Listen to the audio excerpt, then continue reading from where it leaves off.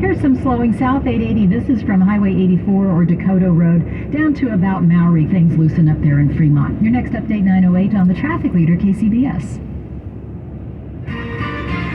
Expect mostly cloudy skies throughout the afternoon today. We will stay dry, though, tonight, but then rain arrives tomorrow. We've got traffic and weather together on the 8s on All News 106.9 and AM 740 KCBS. It's Monday, October 31st, 2022, coming up on KCBS. I'm Jennifer Hodges. How Elon Musk is already changing how things are done at Twitter. I'm Holly Kwan. Don't turn your back on the ocean. Sneaker waves are on the way. The name implies they're sneaky. And using race in college admissions is being debated before the Supreme Court this morning. I'm Melissa Call-Ross. CBS News covers the world next. When you need to know, KCBS AM, KFRC FM, and HD1, San Francisco, Oakland, San Jose, and Odyssey Station. It's 9 o'clock. This is CBS News on the Hour, sponsored by Liberty Mutual Insurance. I'm Steve Kathan. Racial classifications are wrong, and this court should overrule Greta. Supreme Court arguments on affirmative action in higher education. Patrick Strawbridge, an attorney for the group that brought the cases against policies at 2 universities, questioned by Justice Clarence Thomas about leaving race out of admissions information. If you don't include that, then what do you include on the application? Well, you include their experiences, you include, where they grew up, you might include their socioeconomic status. Lower courts upheld the policies. Ryan Park is North Carolina's Solicitor General. The University of North Carolina at Chapel Hill seeks to fulfill Brown's vision by assembling a student body that is diverse along the many dimensions that matter in American life, including race, but also social class, geography, military status, intellectual views, and much more. The High Court today rejected Turkey's bid to dismiss lawsuits over violence outside the Turkish ambassador's residence in Washington more than 5 years ago that left anti-government protesters badly beaten. Formal charges today for the suspect accused of attacking House Speaker Nancy Pelosi's husband. San Francisco DA Brooke Jenkins says this was a targeted attack on the Speaker of the House, confirming that the intruder shouted, "Where's Nancy?" when he broke into the Pelosi home. He was, in fact, looking for Miss Pelosi. Jenkins also rejected conspiracy theories about the attack, including that there was a third person in the home and an anti-LGBTQ claim that Paul Pelosi was acquainted with the suspect. We have nothing to suggest that these two men knew each other prior to this incident. 42-year-old David DePape is facing multiple charges, including attempted murder and assault with a deadly weapon. Matt Bigler for CBS News, San Francisco. Broad outages reported today for Instagram, accounts made to appear suspended. The company's working on it. As we hear from CBS's Deborah Rodriguez, supply woes and inflation may have run their course in the auto showroom. The Wall Street Journal reports vehicle inventory levels are gradually coming back, giving shoppers more options. And the average price for a new car, truck, or SUV is down about $1,000 this month after hitting a record $46,000 plus in July. Experts expect prices will drop a little more, but they say pent-up demand keep them elevated for the foreseeable future. Well, tonight's Powerball jackpot checks in at $1 billion, 5th largest lottery prize in U.S. history. This ticket buyer's hoping, just like all the rest. What's so fun about it? It's the potential for winning. Not that you win, it's the potential. You are buying hope. Wall Street, right now the Dow is down 94 points, the S&P down 22. This is CBS News. Liberty Mutual customizes your car and home insurance, so you only pay for what you need. Visit libertymutual.com to learn more. It's 9:03 at the Bay Area's news station KCBS. Partly to mostly cloudy skies today, and rain is on the way. Good morning, I'm Melissa Call-Ross, and here's what's happening. Well, Elon Musk already is causing a stir at Twitter between tweeting unfounded conspiracy theories and talk of massive layoffs. We get more from KCBS reporter Jennifer Hodges. Now that he owns Twitter, Musk already has people talking, with reports that 25% of employees may be laid off, and verified users with the little blue check next to their name may be paying $20 a month to have that.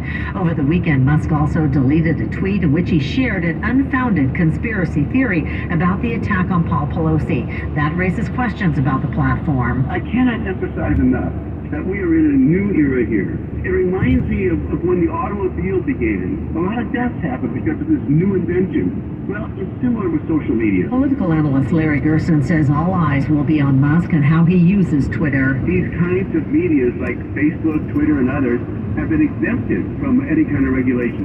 Is it time for that to end? And there's been talk in Congress for this for some time. Musk has 112 million followers on the platform he owns. Jennifer Hodges, KCBS. Meanwhile, there's been a lot of talk about people leaving Twitter, but one of the platform's most well-known voices on COVID-19, UCSF Department of Medicine Chair Dr. Bob Wachter, says he's staying for now.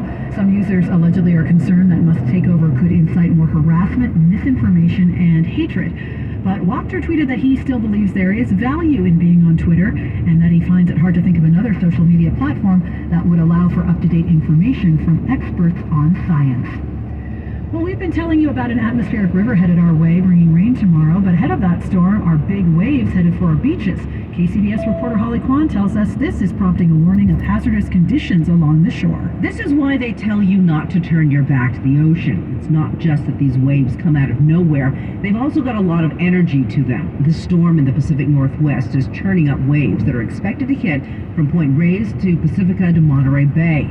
It's not that you shouldn't go in the water if you're, say, a surfer, but spend some time watching the sets. About a half hour is really what we kind of a rule of thumb to watch for, the interval. Dalton Behringer's with the National Weather Service. He says the storm is generating sneaker waves of up to 19 feet, which means there's enough energy to move large objects like logs and push up onto the beach 50 to 100 feet past the usual surf line. It's not like you're going to see a big rolling nowhere. You'll notice the break, of course, when it happens, but leading up to that, no, you won't really see much. Until it's washing you off the rocks or sucking stuff out to sea, don't be there. The biggest waves expected in the afternoon and evening. Holly Kwan, KCBS. The latest COVID-19 booster has been available since early last month, but only 7% of eligible Americans have gotten that shot. KCBS's Jeffrey Schaub reports a growing number of medical and educational experts say more needs to be done to convince people to be vaccinated, especially as winter approaches. Ben Rosenberg is a Dominican University of California psychology professor who studies health and motivation. He says health leaders need to include social science in promoting the vaccine because right now people are turned off. You're tired of thinking about it, and it may even be like turning away from COVID-related information. Rosenberg says targeted information and immediate access to the vaccine booster is key. It's all about providing people with an opportunity right then and there, as soon as they feel potentially motivated to get a booster shot. So they don't have to wait, they don't have to leave and come back, right? As soon as that motivation strikes, because it's probably going to be pretty short-lived, we give people the opportunity to sign up. A word that places in the voting program is meeting people where they are. It's critical, he says, because winter is right around the corner and COVID infection rates are on the rise again. In the North Bay, Jeffrey Schaub, KCBS. And coming up in about 15 minutes, Ask an Expert. Today we'll be talking about Halloween and how you can stay COVID safe and keep the kids safe from other respiratory viruses like RSV and flu.